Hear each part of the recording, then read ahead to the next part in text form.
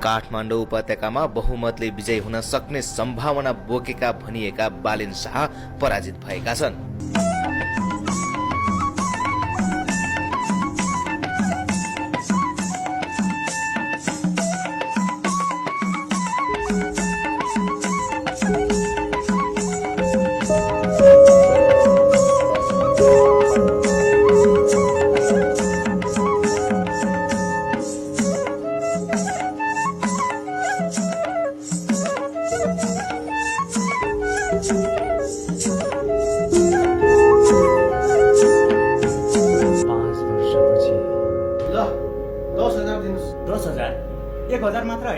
कसले भने 10,000 दिनुभए काम हुन्छ नत्र हुँदैन।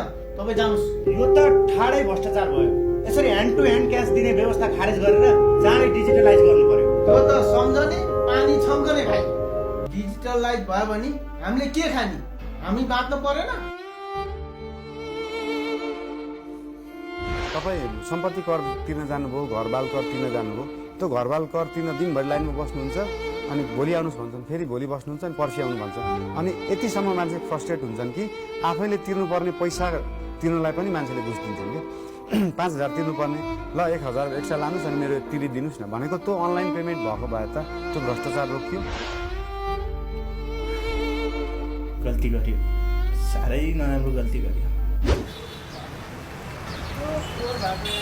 5 वर्ष अगाडि गइबार के झनै गइबार भयो यार। अब त गलत मान्छेलाई जिताउँदाखेरिको परिणाम थाहा भयो नि म्याचखेरि। अब चाहिँ सोच्नुपर्ने भयो यार म्याचखेरि। बाइकको लोभले भोट अर्कालाई हाल्यो। यस्तो पाराले बाँचे त बाइक चढ्नु नि। यो सहरै छोड्नुपर्छ जस्तो लाग्न थाल्यो यार मलाई त।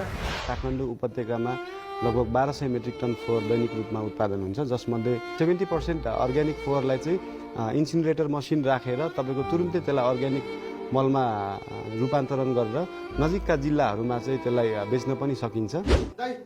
एम्बुलेन्स कहाँ आइपुग्यो? हेर्नुहोस् न, यहाँ अगाडि एक्सिडेन्ट भएर पुरै जाम भइरहेको छ। म आउनै नभ्याउने भएँ, सरी है। दाइ बुढानी कन्ट छिट्टो आइदिनु पर्यो के प्लिज दाइ।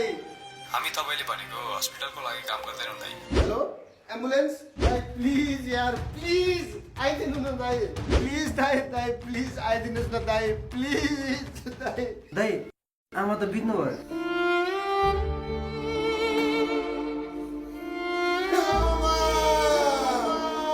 त्यो एम्बुलेन्सलाई चाहिँ कल सेन्टरले नै ल तपाईँको मान्छे यहाँ छ, यो हस्पिटलमा लानु भन्यो भने त उसले त त्यहाँ भ्रष्टाचार गर्न सक्दैन नि त।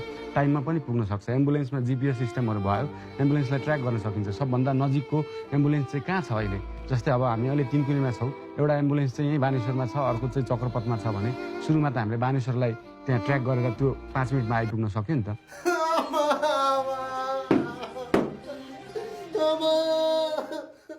वृद्ध भत्ता लिन जाँदा एक वृद्धको गाडीको डोमा वायु प्रदूषण अहिलेसम्मकै उच्च बिन्दुमा आरोपमा विषादीयुक्त सागसब्जी खाएर बिरामी हुनेको संख्या बढ्दो घटना दिन प्रतिदिन बढ्दै